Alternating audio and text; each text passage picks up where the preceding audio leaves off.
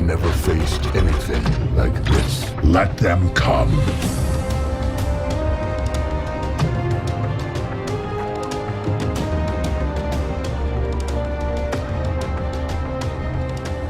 Welcome back, Autobots, Decepticons, Maximals, and Terracons to Theorymus, the ultimate Transformers YouTube channel that covers everything related to the Transformers movies. And if you clicked on this video, you likely already know that it finally happened. After almost 4 years of waiting, we finally got another Transformers movie trailer. This is something us fans have been waiting such a long time for, and man, it didn't disappoint. If you haven't seen this awesome trailer yet, or if you just want to watch it again, feel free to click the iCard above. But for those of you who are still here, allow me to break down this awesome trailer and shed some light on all the little Easter eggs and details you might have missed when watching. So sit back, relax, and grab your favorite snack since this one's going to be a long one. The trailer opens up with a guy stepping out of a Porsche 911 as it transforms into a robot. The guy we see is Noah, played by Anthony Ramos. All we know about him so far is that he's ex-military, good with electronics, a father figure for his brother, and is just trying to get by in life. The robot, on the other hand, is the heroic Autobot Mirage, who will be voiced by Pete Davidson. Mirage is well known for having the ability to create illusions, which typically either render him invisible or make him appear somewhere he isn't.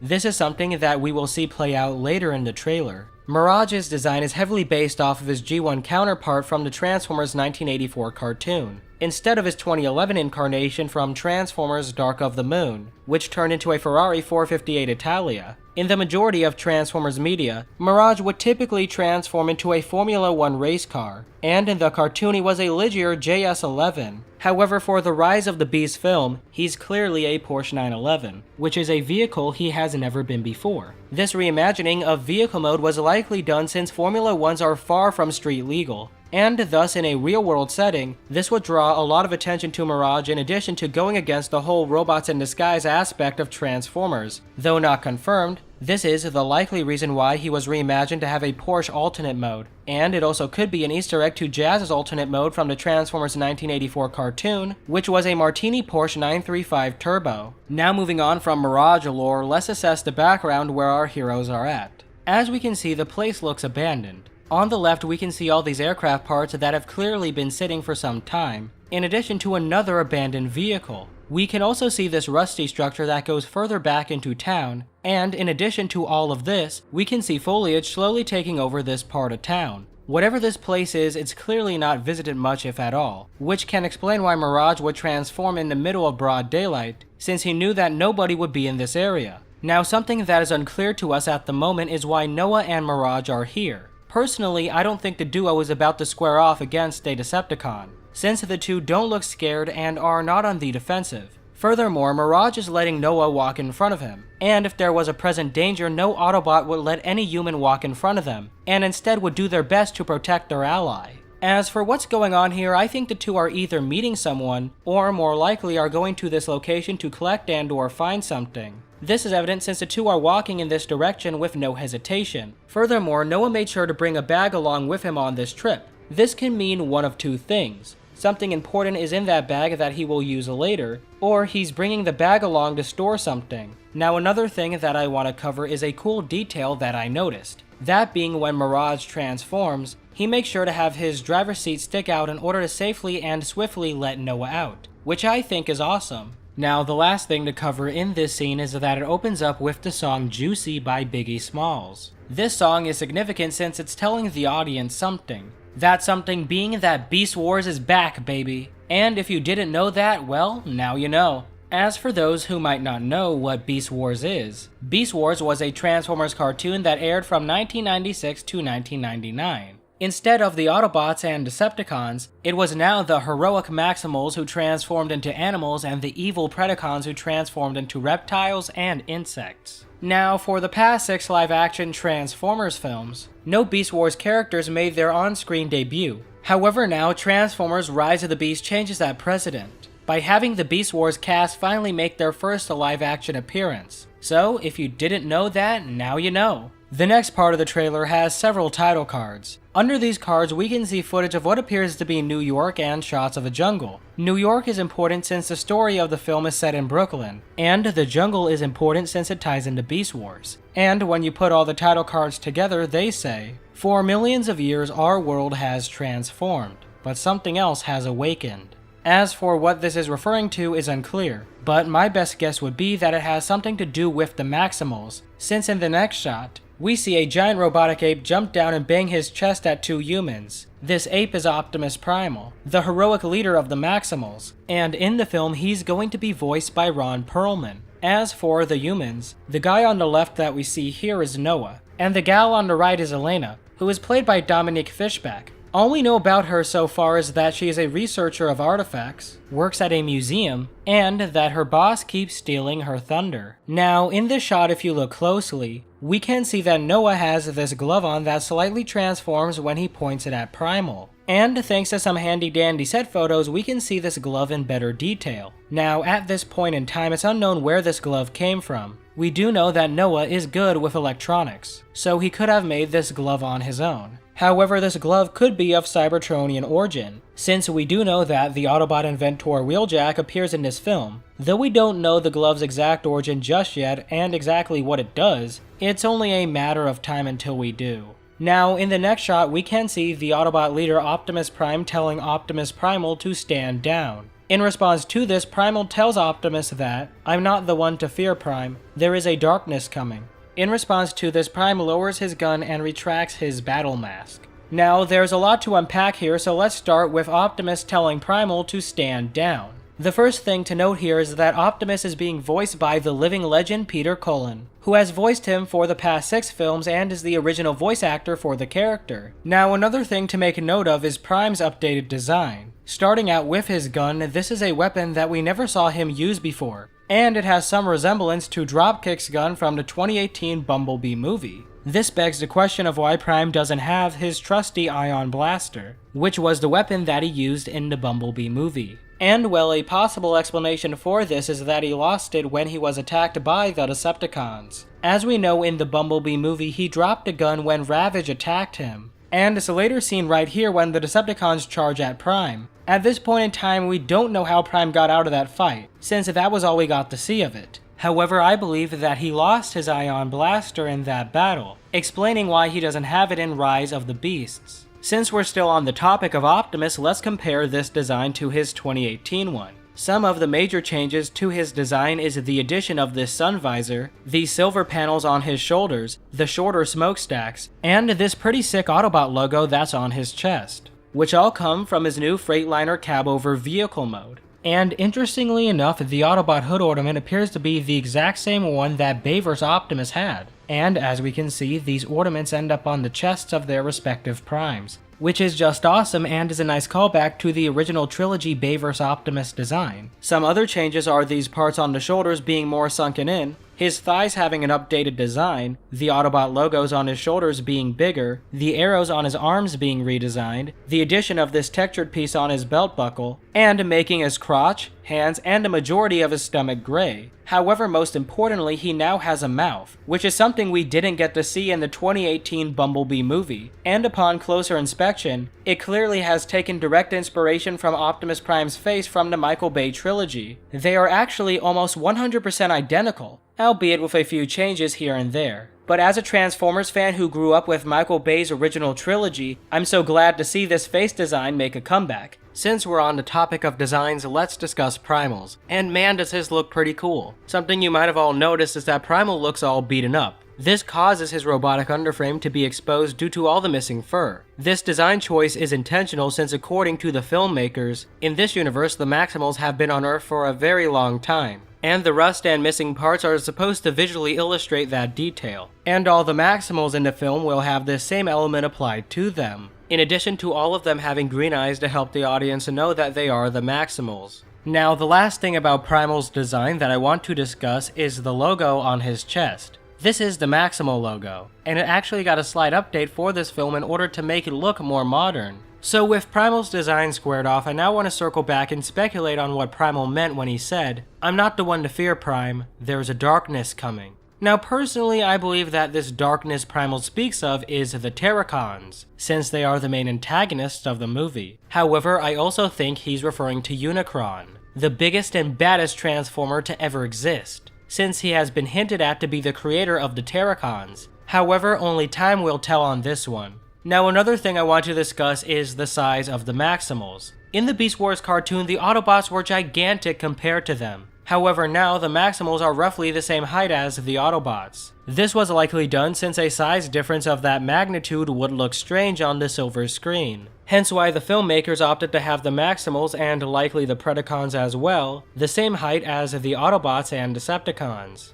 Now the last and final thing that I want to break down in this segment is why our heroes are in the jungle. And well, there could be a multitude of reasons for this. However, I believe that the Autobots need help from the Maximals in order to stop the Terracons, and so travel to the jungle in order to get their help. Primal, not expecting any guests, naturally defends his territory and his team, until realizing that Optimus Prime is with the humans, and thus stands down to talk with him. However, those are just my thoughts. What do you guys think? Now, with this section squared off, let's move on to the next part of the trailer. And here we see the Brooklyn Bridge and later Optimus crossing it. However, in the first shot, we can see this lightning in the air that seems to directly make the lights on the Brooklyn Bridge flicker. And on the bridge, we can see 3 cop cars driving in one direction with their lights on, in addition to an ambulance driving in the other direction with its lights on. As for Optimus, it's unclear what direction he is going. However, it looks like he's going the same direction that those officers went. Moving on from this shot, we get something more interesting.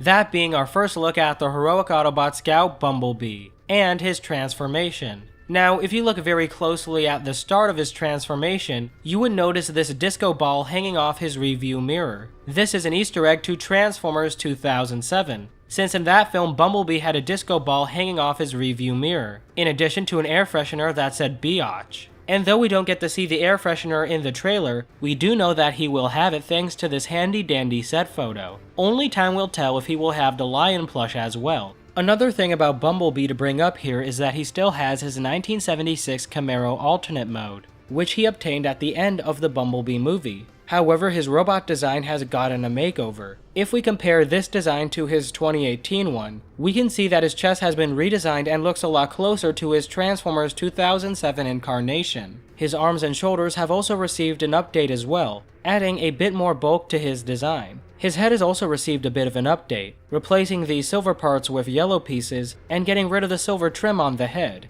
Bumblebee is now sporting the same door wing design that he had in the Michael Bay films, in addition to that one shot of the Bumblebee movie. Lastly, his legs appear to be redesigned as well, and thanks to this piece of control art, we can see the full extent of this upgrade. His legs are now a lot more angular instead of being rounded off, and now his back tires are on the side of his legs instead of being inside of them. Now, something I would like to bring up about Bumblebee is his head design. As you can see, he's missing some yellow parts on his head. That is because the shot cuts off before he can complete his transformation. Furthermore, if we look at the control art, we can see that his head is fully transformed. And this is most likely how it's going to appear in the film. Now, a question you may have is why Bumblebee's design looks different in this film compared to how it looked like at the end of the Bumblebee movie, if both designs use the same Camaro as a base. And well, the reason for this is because the design that we saw at the end of the Bumblebee movie is the exact same design as the Volkswagen one. However, it had a modified chest, thighs, tires, and wings to resemble the parts you would see on the 1976 Camaro. At the time, there was no reason to make a completely brand new design for Bee if he was only going to appear like this for 19 seconds. However, knowing that Bumblebee will have a prominent role in this film, the filmmakers most likely wanted to update his design so it better matched his vehicle mode. Now, the last thing in this shot that I want to cover is where exactly Bumblebee is at.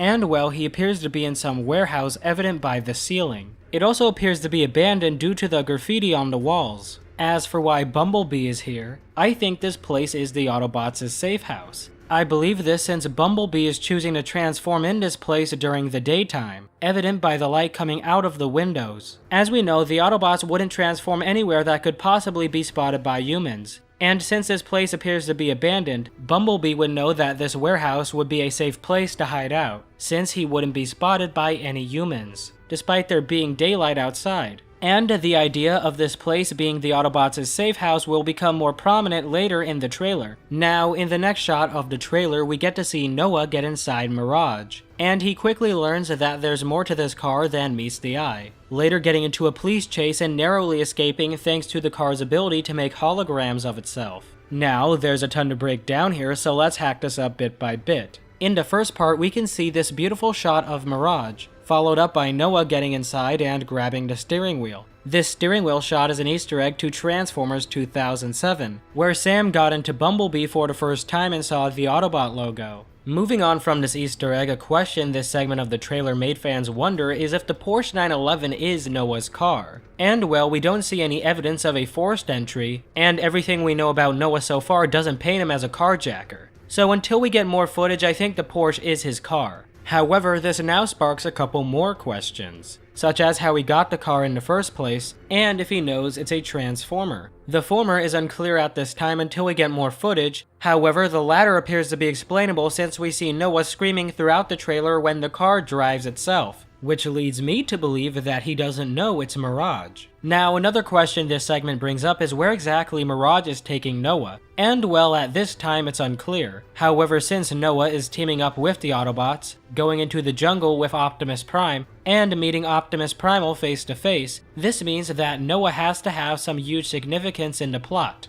Only time will tell what this significance will end up being. Now, another thing that's cool in this segment is Mirage's abilities. The first of which is when the police conduct a pit maneuver on him. Mirage is able to use his ability of transformation to put himself in the right direction. And I find it cool that the filmmakers are now utilizing the Transformers' ability of transformation to do a lot more than just transforming. We saw a lot of this in the 2018 Bumblebee movie when Bumblebee had to escape the cop, and when he had to fit through the door. Now, another sick ability Mirage uses in the trailer is the power to create holograms of himself, which he uses to successfully escape the cops. And I absolutely love this since in many of his incarnations he had this ability, and now seeing it be used on the big screen is just awesome. Lastly, in this segment, we can see that Mirage is driving Noah into Brooklyn, evident by the Welcome to Brooklyn sign that we see before the cop crashes into it. So wherever Mirage is taking Noah, it has to be in Brooklyn. Moving on from this segment, the next shot of the trailer shows Bumblebee with an upgraded off-road vehicle mode.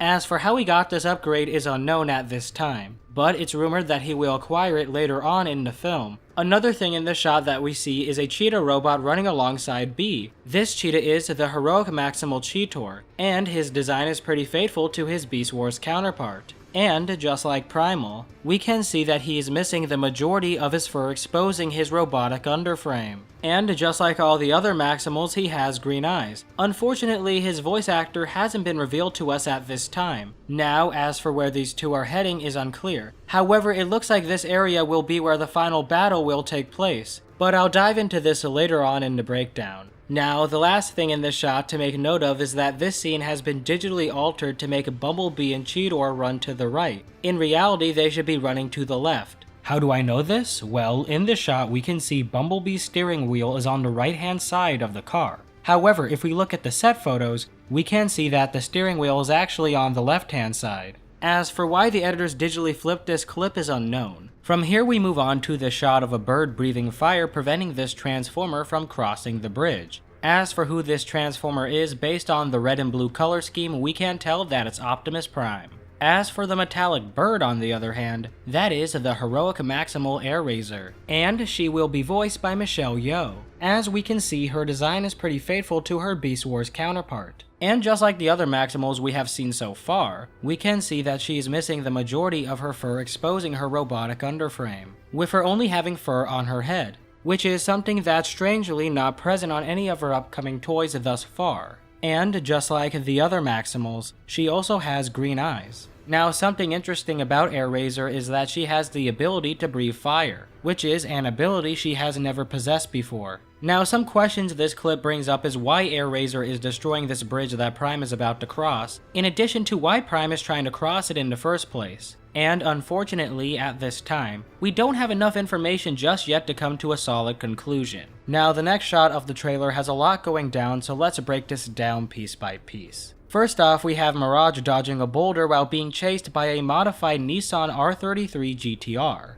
This GTR is going to be the evil Terracon Nightbird. and she will be voiced by Michaela J. Rodriguez. Now, in all Transformers media so far, Nightbird has been depicted as a skilled ninja warrior, with her origin typically being that she was built by humans and was turned evil by the Decepticons, or that she wasn't built by the humans and was just a mercenary who took no sides in the Cybertronian Civil War, similar to Lockdown. And it appears that the film will be using her mercenary origin. Now, another big thing that we see in this shot is two characters falling down a hill. We can easily identify the first one as Optimus Prime. However, we see this brown one falling down the hill as well. This guy is Scourge, the sinister leader of the Terracons, and he will be voiced by Peter Dinklage. Now, the reason why we know this is Scourge is because he will be transforming into the Mad Max-inspired Peterbilt 359. And as we can see, that truck is all rusty, just like the armor we see here. Furthermore, we can see that he has orange eyes, which lines up with his appearance later in the trailer. So with all that said, this character has to be Scourge. And if you guys haven't noticed it already, for a brief second we can see him holding a gun in his left hand. Now, the last thing in this section that I want to point out is this rock that Mirage dodges. As we can see in this shot, shortly after the rock lands, Optimus takes a shot at it. Now, you could say that he was trying to hit Scourge and missed. However, I believe that he is firing at whoever threw that rock. Now, the reason why I believe the rock was thrown was because when Optimus falls, we don't see any rocks come down with him. The same case goes for Scourge. And when Optimus takes that shot, it's way too low to even hit Scourge. But it would definitely hit someone at ground level, which is likely where the rock came from. Now, the last thing in this scene that I want to break down is Optimus's gun. As we can see in the opening, Optimus's gun came out of his left arm. However, in this shot it comes out of his right, which means that Optimus can potentially dual wield just like he did in Transformers Revenge of the Fallen. Now, moving on to the next part of the trailer, we can see a tow truck shooting a missile at a Transformer riding on a Volkswagen van. This GMC C70 tow truck is the evil Terracon Battletrap, and he will be voiced by David Sobolov, who has voiced several other Transformers in the past, most notably Death Charge from Beast Wars, Shockwave from Transformers Prime, and Blitzwing from the Transformers Bumblebee movie. Now, this incarnation of Battletrap seems to be completely different from his G1 counterpart, since he was originally a Decepticon Duocon that had two separate vehicles for his alternate mode. However, now he's a Terracon who turns into a tow truck. As for who he's shooting at, the red and white character is the heroic Autobot RC, and she will be voiced by Liza Koshy. The Volkswagen van, on the other hand, is the Autobot inventor Wheeljack, and he will be voiced by Cristo Fernandez. Now, something to take note of is RC's new design, and if we compare it to her 2018 one, it appears that she has a completely different CGI model. From the legs to the torso to the arms, everything has been revamped. If we take a look at her head, she now has this new visor, which is actually an Easter egg to her Generation 1 counterpart that starred in the 1986 Transformers animated movie. Furthermore, her face looks a lot more humanoid, possibly to make it look more like her 1986 counterpart. She now sports an Autobot logo on her head and no longer has her radio antenna. Overall, I dig this new design for her, and I like how her head kinda looks like a biker helmet. This was likely intentional since she transforms into a Ducati 916 motorcycle, which is actually an Easter egg to the RC that appeared in Transformers Revenge of the Fallen, since that incarnation of the character turned into a Ducati 848 motorcycle. Now, another cool thing about RC is that she uses her motorcycle tires to drive over the road. Now, why is this significant, you may ask? Well, in other shots of the trailer, we see those same tires situated on her back. Just like Mirage, she is utilizing her ability of transformation in a different way, which I find awesome. Now, the last thing about RC that I want to mention is her brand new weapon. If you look closely at it, it looks a lot like the blasters that her Transformers Prime incarnation had, which is just awesome since Transformers Prime is one of the best Transformers shows. So seeing the filmmakers take inspiration from it once again is just incredible. And this isn't the last Transformers Prime inspired weapon that we will see. Now, the last and final thing that I want to mention in this segment is what happens to Battletrap's missile. And well, we see it fly past RC's face and into Wheeljack. However, it blows up behind them, so how is this possible? Well, in this shot, when we see the missile come in, the left-hand sliding door of the van is closed. However, once we see the missile explode, it is open, since we can see the mountain through Wheeljack's windshield. And little details like this are just awesome, since the Transformers are using everyday elements of their vehicles to engage enemies and block attacks, which I just adore. Now moving on from this shot, we get a clip of Primal that seems to be a continuation shot of when he first encountered Optimus, since we can see the same jungle he was standing in front of when we first saw him right here. And in this clip he says, "Of all the threats from both your past and future, you've never faced anything like this." Now, what could this possibly mean? Well, I think Primal is talking about the Terracons and Unicron, since as we know, they're going to be the big bads of the movie. However, what makes this statement more interesting is when Primal says from both your past and future. Now, this part about the future is intriguing since according to Beast Wars lore, the Maximals are the descendants of the Autobots from the far future. This leads me to believe that in some way, shape, or form, time travel has to be involved in this movie, and only time will tell how that will be tackled. Moving on from this, in the next shot we get a clear look at Scourge. And here we can see that he has beaten Optimus with him about to deliver a killing blow. However, Bumblebee stops this by jumping in to save the day, but gets stabbed instead. After this, we see Scourge holding Bumblebee while charging up some type of weapon, which he uses on Bumblebee in the next shot that causes a massive energy wave. Now, there's a lot going on here, so let's piece this together bit by bit. First off, when Bumblebee is charging Scourge, it appears that he's holding some type of axe weapon, and we can see this weapon again very briefly when Bumblebee gets impaled. Speaking of Bumblebee getting impaled, we can see that Green Energon comes out. This is important since it sets a precedent that Green Energon will be the color of Energon going forward for this continuity. It was hinted at in the Bumblebee movie when B stuck his finger in an electric socket, but seeing it here confirms it. Another thing in this shot that's important to take note of is that Scourge knew that Bumblebee was going to attack him, since he starts to turn around a split second before Bumblebee jumps in the air. And since we're on the topic of Scourge, let's talk about his awesome design, which takes liberties from his three major incarnations while having some new elements as well. First off, his blade weapon was surely inspired by his Cybertron counterpart, since they both have this spiky element to it. Second, his chin design appears to take inspiration from his Generation 1 counterpart, since they both have a delightful goatee. And third, his vehicle mode was likely inspired by his Robots in Disguise 2001 design, which turned into a Western Star truck. However, it also could have been inspired by Megatron's vehicle mode in Dark of the Moon, since it was also a rusty Mad Max inspired truck. Another thing about Scourge in this movie is that he's now a Terracon, while in the majority of his incarnations he was depicted as a Decepticon. This can explain why his head looks like the Terracon symbol. Furthermore, I believe that the designers took inspiration from Tarn's design from the IDW comics when making Scourge, since he wears the Decepticon symbol as a mask,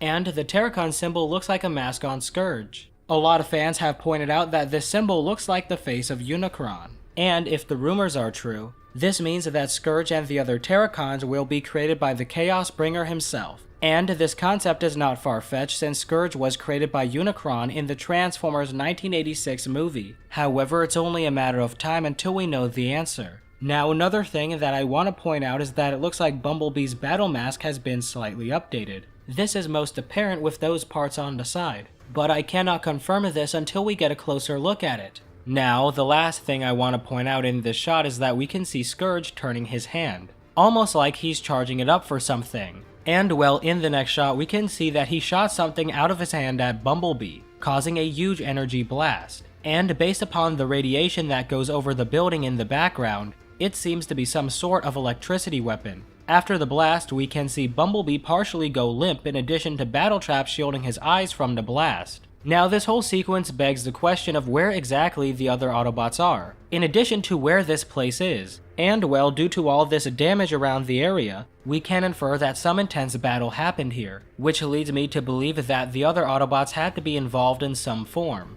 Now, you would think that 5 Autobots would be able to stop 2 Terracons. However, if Scourge was able to beat Optimus, then he could surely beat the rest of the bots, especially with the help of Battletrap. Only time will tell how this scene will play out. As for the other question of what this place is, thanks to some set photos, we know that this is supposed to be a museum of sorts. And as we know, one of the main characters, Elena, works at a museum, so this place must have some significance to the plot. Another thing we can see is that this museum is in Brooklyn, evident by the Brooklyn Bridge in the background. Now, the last thing I want to address is the elephant in the room, that being if Bumblebee is going to die. And well, there have been rumors that he will be killed off and later resurrected, which is basically the same thing that happened in the Bumblebee movie, so I hope this isn't the case. However, we do know for a fact that this isn't the end for Bumblebee, since he does acquire an upgraded vehicle mode at some point later in the film.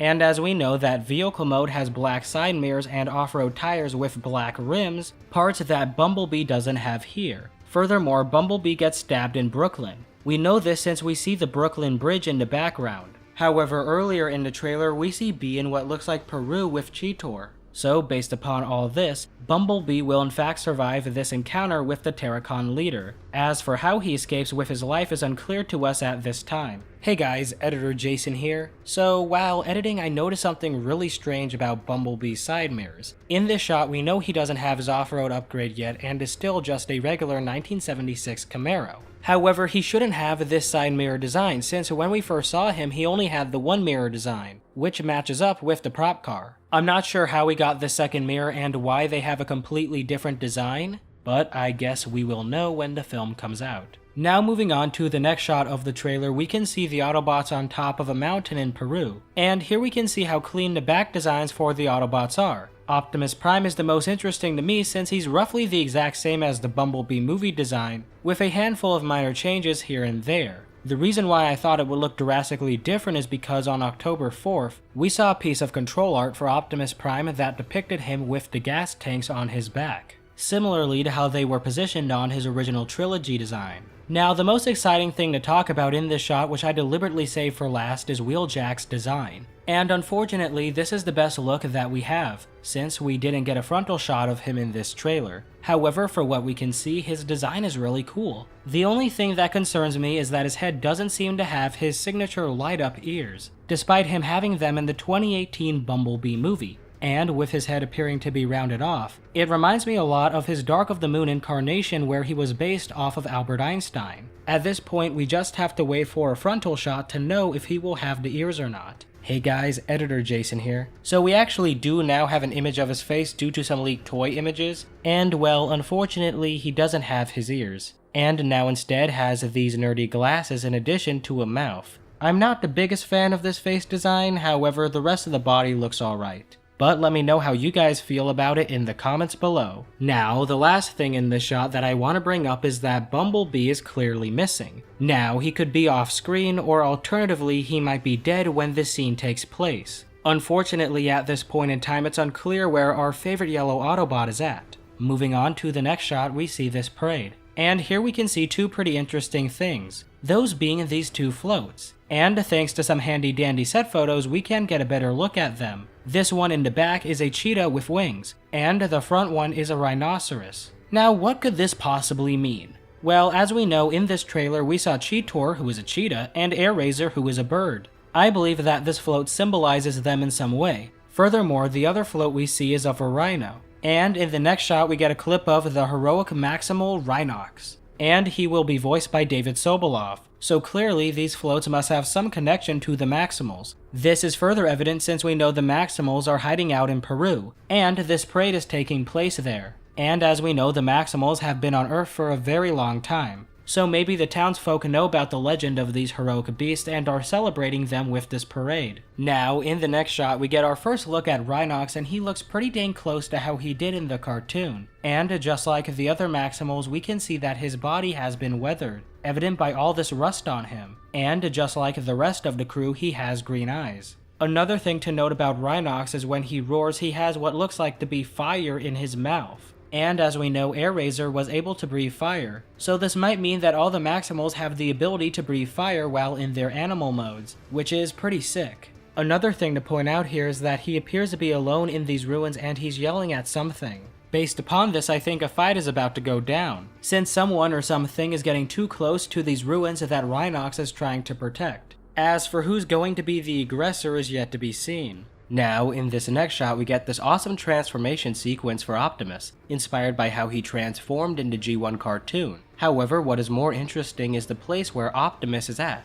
And as we can see, it looks like an abandoned warehouse, due to the graffiti on the walls in addition to these wooden planks, these barrels, and all the rust on these beams. As for what place this is, I think it's the Autobots' safe house, since when we saw Bumblebee transform, we saw graffiti on the interior that has a similar style to the graffiti seen on the exterior. Furthermore, we can see barrels and planks on both the interior and exterior of this place. And lastly, both places have similar uneven window designs. The interior has a pane that appears to be segmented 5 times going up, and another pane segmented 4 times going up, while the exterior has a pane segmented 4 times going up and a pane that's segmented 6 times going up. Another reason why I think this is the Autobots' safe house is because, like I said with Bumblebee, Optimus Prime is choosing to transform at this place. This would mean that he would have to be certain that he couldn't be possibly spotted by any humans. And since we have seen 2 Autobots transform in this area, this makes me believe that this warehouse will be the Autobots' safe house. Now, in the next shot of the trailer, we can see these 3 meteors crash landing on Earth. These aren't meteors at all, but actually the pods that Transformers use to travel the galaxy. And we saw them being used at the beginning of the 2018 Bumblebee movie, when the Autobots needed to escape Cybertron, and at the end of the movie when we saw the Autobots land on Earth.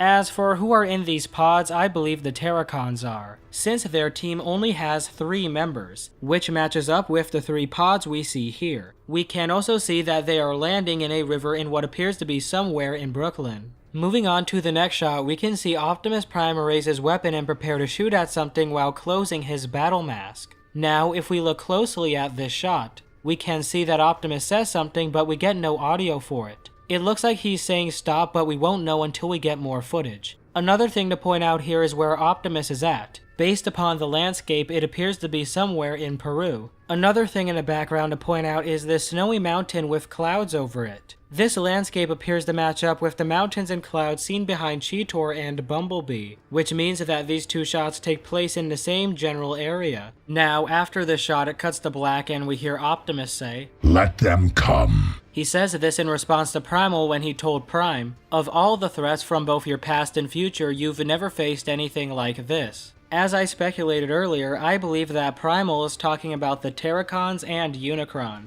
Optimus is just responding to him, basically saying that they will take them all head on. And this becomes more apparent since in the next shot, we can see the Autobots and the Maximals fighting the Terracons in an epic final showdown. Now, there's a lot of stuff going down in this final battle, so allow me to break this down piece by piece for you guys. The final battle shot opens up with Battletrap shooting at the Autobots and Maximals, and based upon this short segment, we can see that Battletrap is going to be very tough, since he tanks a direct shot to both his knees and chest and keeps on fighting. We can also see that his primary weapon appears to be this blaster. However, thanks to some toy renders, we also know that he will use a mace-like weapon as well. Another thing to point out is this flying purple and black Transformer. This is actually Nightbird, and unfortunately we really don't get a good shot of her. However, interestingly enough, none of her previous incarnations were able to fly, making this incarnation the first. So I guess you could say that they're really putting the bird in Nightbird. Hey guys, Editor Jason here once again. And thanks to some leaked toy images, we now have a better look at what Nightbird will look like. And I absolutely love how she has this ninja aesthetic to her. And thankfully, her head design is pretty faithful to her G1 counterpart. Overall, this design is awesome and I cannot wait to see it on the big screen. Now, the last thing that I want to point out in this shot are all these metal creatures that are seen all throughout the final battle. They appear to be very brittle since we see some get killed in one shot. Unfortunately, we don't get a clear look at what these things are, but I believe that these guys are the Terracon army, since the Terracon leaders are charging them into battle. As for why we don't see them anywhere else in the trailer, I believe that is because they came from this ship, and we can see it in the background throughout the final battle. And this thing is absolutely massive and could easily carry all the Terracon troops. Now, something I want to point out is that the Terracon horde that we see are very reminiscent of the Terracons that appeared in Transformers Prime. However, in that show, the Terracons were just dead Transformers infused with Dark Energon. Basically, they were just zombies.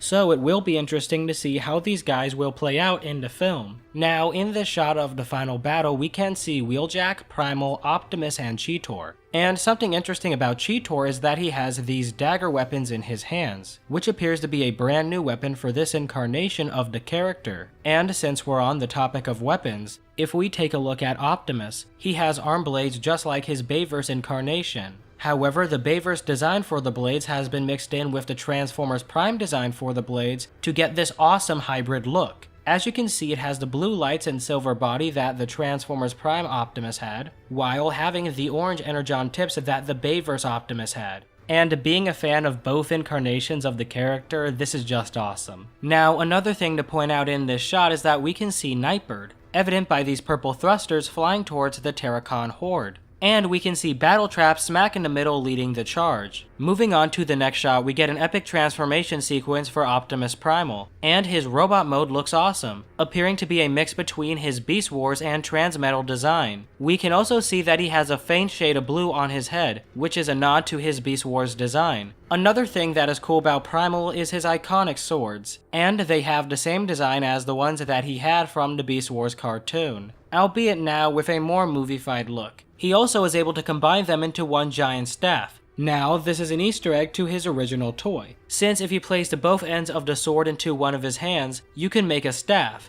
And to my knowledge, Primal never used this in the show, so it's cool that the designers put this in as an Easter egg for fans. Now, another interesting Easter egg is the chain that connects the two swords. Now, this is something Primal never had before. However, the original toy had a flail weapon, and it seems like the chain from that flail has made it into Primal's sword so he can turn them into nunchucks, which is once again awesome. Moving on from Primal, we can also see Arcee, and now we can see that she has two blasters instead of just the one. This is cool since her Transformers Prime incarnation also had double blasters. And since we're on the topic of blasters, if we take a look at Wheeljack's, we can see that it takes direct inspiration from his Transformers Prime incarnation, which is sick! Now, the last thing in this shot that I want to talk about is the robot mode designs for Cheetor and Rhinox. And for what we can see, they look very faithful to their Beast Wars counterparts. I will need to see a little bit more of them before I make a solid judgment on their designs, but so far I like what I see. Now, in the last shot of the final battle, we can see Nightbird, Battletrap, Prime, Arcee, Wheeljack, Primal, Rhinox, and Cheetor. Something interesting in this shot to take note of is that we see Battletrap take a direct hit from Primal's staff, which goes to show that Battletrap is going to be a true force to be reckoned with. Another thing that we can see in this shot is Arcee fighting Nightbird, which could imply that they are going to be rivals. And as for everyone else, it appears that they're attacking the Terracon horde. Now, a question that comes to mind is where the final battle takes place. And well, we can see that this area is very open with mountains alongside it. Despite the scenery being mostly gray, we do get some patches of grass, which looks very reminiscent of the grass that was behind Optimus in this shot. And since it appears that the Autobots go to Peru to team up with the Maximals, and since the Maximals don't appear to show up anywhere else besides Peru, I believe that the final battle takes place in some remote area of it. Now, the last thing to bring up is where exactly Bumblebee, Mirage, Airazor, and Scourge are at. And there could be a multitude of reasons why they appear to be absent here. However, something we know for certain thanks to some set photos and videos is that Optimus has a showdown with Scourge in a Peruvian town. And it's possible that Optimus might kill him, thus explaining why we don't see Scourge in the final battle, in addition to explaining why Battletrap is leading the charge. However, an alternate theory I have is that Scourge is still alive and he's controlling the Terracon ship, which forces Bumblebee, Mirage, and Airazor to SEAL Team 6 him, thus explaining why those three are not seen in the final battle since they are hunting down Scourge. However, only time will tell where these four characters are at during the final battle. We know for a fact that Bumblebee won't be killed since he's the cash cow of the franchise. As for the other three, it's fair game, and it has been rumored that Airazor dies in this film, which could also explain her absence here. However, as I said earlier, we really won't know where these four are at until we get more footage. Now moving on to the next shot of the trailer, we can see the Rise of the Beast title card. And something interesting to note is that it first shows the Autobot logo, then the Maximal one, and then a Terracon one before changing back to the Autobot logo. This suggests that the Decepticons and Predacons won't have as much as a role as we previously thought. However, it has been confirmed that both of these factions will appear in the movie in some capacity, either as maybe a flashback or a post-credit scene. However, at this time it's impossible to calculate how big of a role they will play. Now, moving on to the second to last shot of the trailer, we can see Elena hiding from RC, telling herself, "This can't be real, this can't be real. Oh, it's real." This appears to be Elena's first encounter with a Transformer, evident by how scared she is. As for how she got into this situation is unknown. However, it appears that she must have somehow spotted RC, forcing RC to introduce herself. This begs the question of why RC would even be in robot mode here in the first place. And well, the background might be able to give us a clue. As we can see, there is this train track with brown and green grass by it, in addition to this rusted structure in the background. And as we know, the opening shot also had this train track that had brown and green grass by it as well. If we compare these two structures, we can see that they have a very similar support beam layout, which leads me to believe that the area where Elena meets RC and the area where Mirage and Noah were at are in fact in the same location. Whatever this place is, it clearly has something significant to do with the plot if two Cybertronians are walking around. Now, the last and final shot of the trailer is just a slightly extended shot of the opening scene, and here we get to see Mirage's face a bit more clearly, and from what we can tell it's pretty faithful to his design from the G1 cartoon. Now, another thing that I want to break down is this film's tagline, that being power is primal. As for what this means, I think it's a nod to the Beast Wars cast that will appear in this film, since without their power, the Autobots wouldn't stand a chance against the Terracons. Now, the last and final thing that I want to talk about is where this film falls in the Transformers timeline. And well, this film is a direct sequel to the 2018 Bumblebee movie. Despite what others say, this film and the 2018 Bumblebee movie have zero connection to the Michael Bay Transformers films, since those 5 films are in their own separate continuity, and the Bumblebee movie was a reboot of the Transformers film franchise. Overall, I'm really hyped for this film since it references so much past Transformers media, and unlike some of the other films that primarily focused on the humans more than the Transformers, I think this film will be majority Transformers focused, which is something us Transformers fans wanted for years and only got a taste of 4 years ago with the Bumblebee movie. Hopefully, this is the direction they continue to take this franchise for years to come, since Paramount and Hasbro are planning to make Rise of the Beast the first film in a brand new trilogy. And with that said, that was the complete breakdown of the Transformers Rise of the Beast trailer. I hope you guys enjoyed this video since it took me a very long time to make. So if you could comment down below saying you made it to the end, that would truly mean a lot. I make Transformers content like this all the time, so if in-depth analysis on Transformers is your jam, then feel free to check out my channel. Now, before I go, I want to say thank you to all my wonderful Patreons and channel members for supporting my channel. You guys are the reason why Theorymus has continued to get bigger and better, so a big fat thank you to all of you. And as always, if you enjoyed the video, please consider giving a like rating or hitting that subscribe button below. And with that said, hit that outro.